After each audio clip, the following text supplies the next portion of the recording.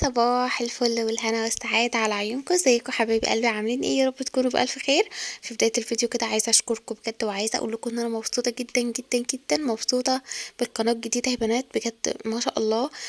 مبسوطة بنتيجة الفيديوهات، يعني رغم ان القناة لسه ما حققتش فيها شروط ولا فعلتها ولا اي حاجة، بس انا مبسوطة جدا بالنتيجة. مبسوطة ان في ناس بدأت تدخل جديدة وبدأوا يعلقولي وبدأنا نتعرف على بعض.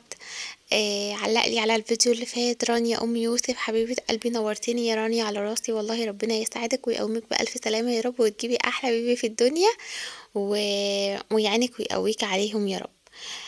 فيديو بقى النهارده يا بنات بدأ معايا الساعة 2 بالليل. بصوا انا كنت يوم الجمعة عند ماما، كنا هنفطر يعني عندها. فده الفيديو بقى اتصور بعد ما رجعت من عند ماما بالليل.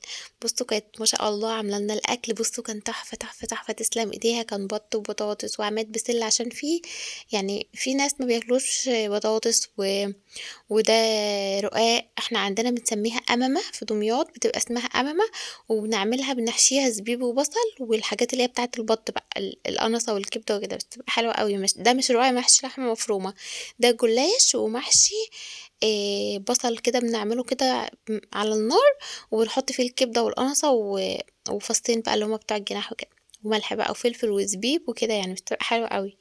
وبنعمل كمان تقلية زبيب كده، بصل بنخرطه وبنقلب معاه زبيب، وبنحط برضو ملح وفلفل، بتبقى حلوة قوي برضو، بنحبها جنب البط. انا العيال دوخوني بصراحة بعد الفطار، ناموا وانا نمت. وبعد كده قلت لا خلاص احنا هنروح، لان مسك صحت، ومسك لو نامت وصحت خلاص بقى معلش هتنام غير ممكن الساعة 3 ولا حاجة. وده فعلا اللي حصل. فانا لما لقيتها صحت، اتصلت على باباهم، قلت له لا انا هروح، هو اصلا كان عنده مشوار فما كانش موجود معانا.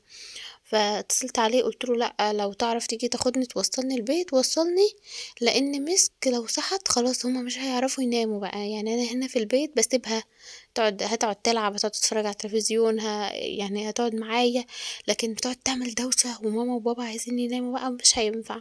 فقال لي طيب ماشي، وخدني بقى روحني. اول حاجة عملتها يا بنات ساعة لما دخلت، قعدت كده ارتحت بقى شوية واكلت مسك، كانت جعانة اكلتها، وشغلت الغسالة عشان احنا النهاردة السبت. وانا كان يعني الفيديو ده متصور يوم الجمعة بالليل تمام، لكن انا بمنتجهولكوا يوم السبت الصبح. هدوم الحضانة غسلت غوامق كده، عشان هدوم الحضانة بتاعتي ياسا ما كنتش غسلتها، وغسلتها بقى بسرعة كده عشان اي الحق ان انا انشرها السبت الصبح وتنشف. دخلت برضو طلعت يا بنات ورقة قمر الدين، هعمل بقى قمر الدين معاكم. انا عملته في اول رمضان بس ما صورتش الطريقة بصراحة. عايزاكم بس كده لو وصلتوا معايا لهنا متنسوش تحطوا لي لايك وتكتبوا لي كومنت حلو وتقولوا لي انتوا منين واسمكم ايه وبتتابعوني من انهي بلد، ونتعرف كده على بعضنا. وما تنسوش يا بنات اللايك والاشتراك في القناة وتفعلي الجرس، عشان كل لما انزل فيديو يجيلك اشعار كده وتتفرجي عليه. زي ما قلت لكم يا بنات ان انا عندي قناة تانية، بس نتيجتها مش عجباني ومشاهدتها مش عجباني، فعشان كده انا عملت دي، وحاسه ان هي هتكون بدايه خير كده عليا. عايزاكم تدعوا لي ربنا يوفقني فيها وفعلها كده على خير وتبقى احسن من القناه الاولانيه.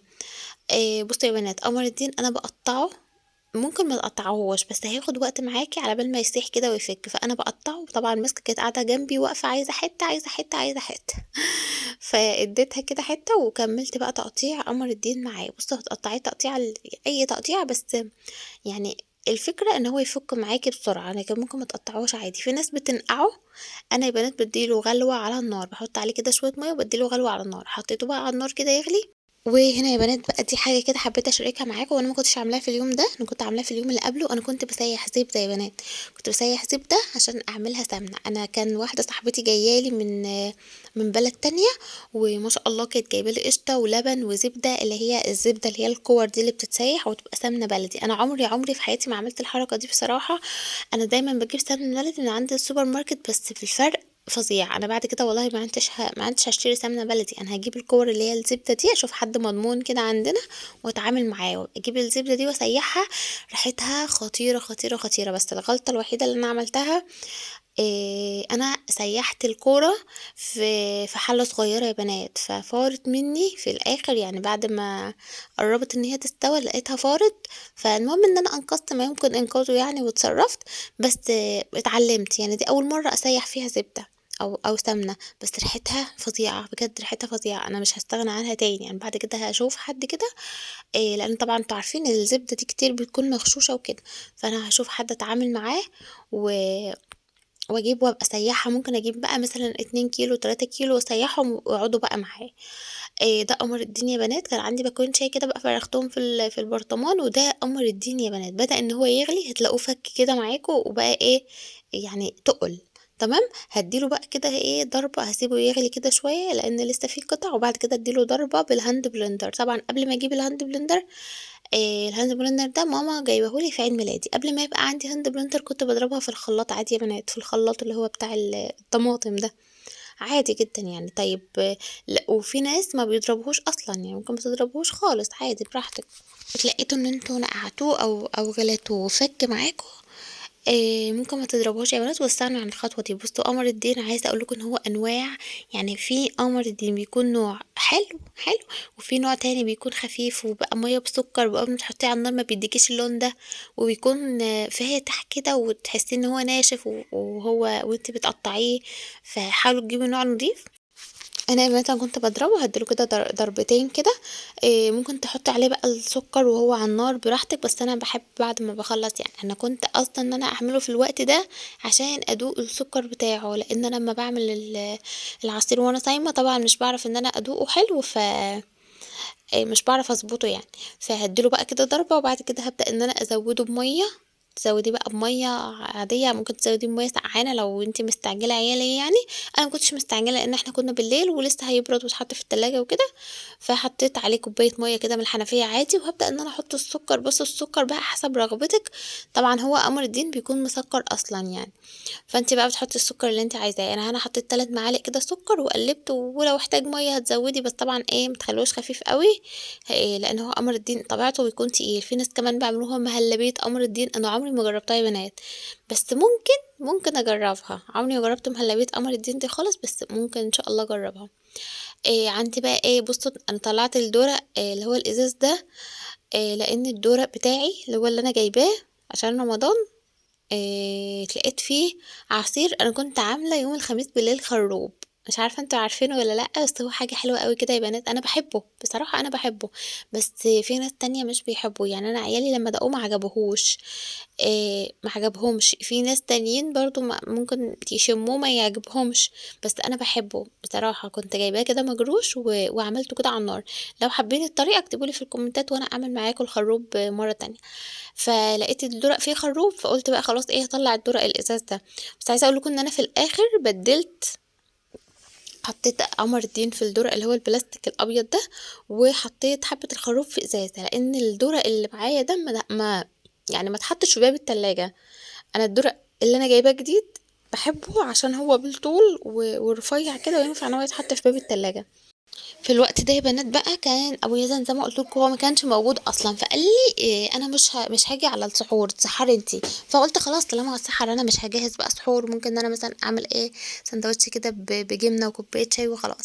المهم إن هو إجا، يعني تقريبًا كنا الساعة 14:30 أو 15:00 إلا كده إجا، فقُلت طيب خلاص هاطلّع بقى إيه فول كده بسرعة، طلّعت كيس فول من الفريزر كنت أنا مدمساه قبل رمضان، بس هو نزل على القناة الأولانية يا بنات، نزل على القناة التانية، لو عايزين الطريقة قولوا لي وأنا أقولها لكم أو أنزّلها لكم في القناة دي. فرّغت بقى لنفسي كده شوية من الخروب، وزي ما باقول لكم طلّعت كيس من الفول طبعًا كان متلّج، طيب الفول متلّج معايا أنا هاعمل إيه؟ قُلت بقى هاعمله بطماطم يا بنات كده وتومة وشوية صلصة عشان أحطه على النار شوية، بحيث إن هو إيه يفِك معايا. وانا واقفه كده يا بنات بقى قعدت اشرب كده الخروب، هنا كنت بوريكم طبق الفول اهوت اللي انا طلعته كيس الفول اللي انا طلعته من الفريزر، وطلعت العلبه بتاعه التوم. بصوا هقول لكم حاجه، انا كان عندي توم بس فضه يا بنات فضه تمام، فخليت ابو يزن جاب لي راستين اتنين، بس راستين اتنين من التوم اللي هو الجديد، لان بصراحه انا مش بفرز توم ومش بخزن توم غير في ظروف معينه، يعني ممكن اعين حبه كده صغننين للظروف اللي هي التوم بيفضى فيها، ما بيبقاش عندي توم كده، فجاب لي راستين اتنين رحت مقطعاهم ورحت فرماهم كده في الكبه، قمت حاطة عليهم شوية زيت وخليتهم كده للظروف دي لغاية ما التوم التاني ينزل، لأن التوم الموجود دلوقتي في السوق ده بتاع الفرم، انت تفرميه وتعينيه، مش ان انت تحطيه مثلا تعلقيه بقى عندك كده تستعملي منه، لا لسه ده منزلش. فطلعت كده معلقة، حطيت بقى كده معلقة من السمنة واحط التوم معايا كده ايه يتشوح كده او ياخد لون كده حلو. وبعد كده هنزل بشوية من بصوا هو ممكن تحطي طماطم مقطعة وممكن تحطي بصل بدل التوم، يعني عايزة اقولكم ان الفول ده له كذا طريقة كذا طريقة. ممكن تحطي طشة توم وفلفل، ممكن تقلي بصلة، ممكن تقلي بصلة وتوم، ممكن تحطي الطماطم قطع، ممكن تحطي طماطم معصورة. فانا بصوا بدور على اسهل حاجة دلوقتي لان مفيش قدامي وقت. قليت التوم بقى يا بنات كده ياخد لون كده اصفر خفيف، وبعد كده هنزل بمعلقه من الصلصه. بصوا انا جبت الصلصه اللي هي الجاهزه اللي هي اللي في البرطمان دي، خدت معلقه وحطيت عليها شويه من الميه ورحت نازله بيها بقى ايه على التوم كده لما اخد لون حلو. بس احط بقى بهاراتي، حطي ملح وفلفل، وانا حطيت كمون كمان، ممكن تحطي كزبره ناشفه. وبس كده لما تغلي بقى الصلصه دي معايا هنزل بالفول بقى. انا هنا حطيت لها شويه ميه عشان انا محتاجاها تقعد شويه على النار، عشان يعني مش عايزاها تنشف او تتقل بسرعه عشان الفول عندي متلج يا بنات.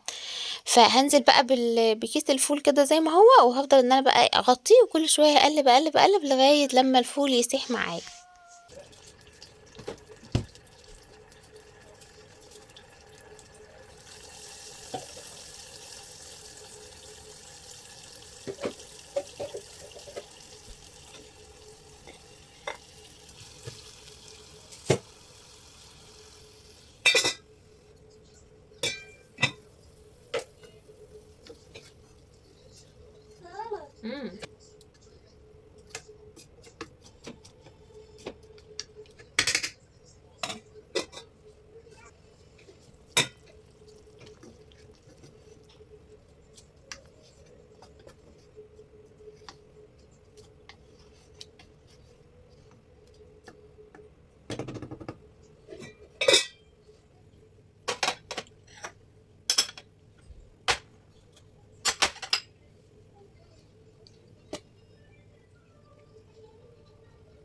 انا يا بنات كان خلاص الفول بتاعي خلص. بصوا انا ما كانش عندي بابا غنوج ولا كان عندي بطاطس مهروسه وما كانش عندي اي حاجه النهارده، فلان ما كنتش موجوده اصلا في البيت تمام.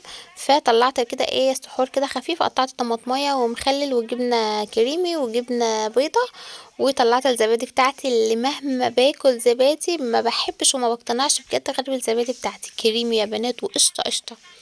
إيه هجيب بقى الفول بتاعي كده واحط عليه شويه من معلقه كده من السمنه، وهنتسحر كده يا بنات ايه سحور يعني ايه ما فيهوش حاجات كتير. إيه بس انا زي ما بقول لكم ما كنتش موجوده في البيت وما كنتش مظبطه نفسي على سحور وما لحقتش ان انا اطلع عجينه الطعميه تفك. لقيت الصينيه هتبقى يعني صغنونه مش هتاخد كل الاطباق، مش هتاخد طبق الفول، فقلت انقلهم كده في طبق ايه صغنونه. ادي الفول يا بنات هنا بقى هفرغه كده زي ما انتم شايفين في الطبق، واحط على وشه معلقه من السمنه. وبس كده خلاص يا بنات اتسحرنا. وابو يزن قال لي انا هنام بقى عشان هو كان فاصل يعني، ودخل ينام بقى. وانا يا بنات كانت دماغي هتفرقع من كتر التعب، فعملت لي كده كوبايه شاي ودخلت بقى كده قعدت اشربها كده على رواقه.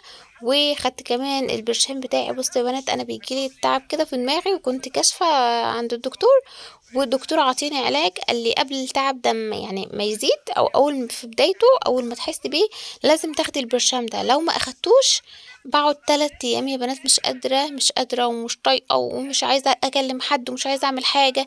والله أنا ساعات باقعد بال3 وال4 أيام ما باعملش حاجة في بيتي، لو النوبة دي دخلت بقى وجات لي، ومهما أخدت من مسكنات ما بتروحش خالص. فباخد بقى البرشام ده، كنت أخدت بقى البرشامة وأخدت كده كوباية الشاي وقعدت أشربها كده بقى على رواقة. ولحد هنا الفيديو بتاعي خلص. يا رب يكون عجبكم ويا رب تكونوا استفدتوا منه بأي حاجة. وما تنسوش يا بنات لايكاتكم واشتراكاتكم وكومنتاتكم، ونتعرف على بعض. وعرفوني كده بنفسكم وقولوا لي اسمكم ايه وانتم منين.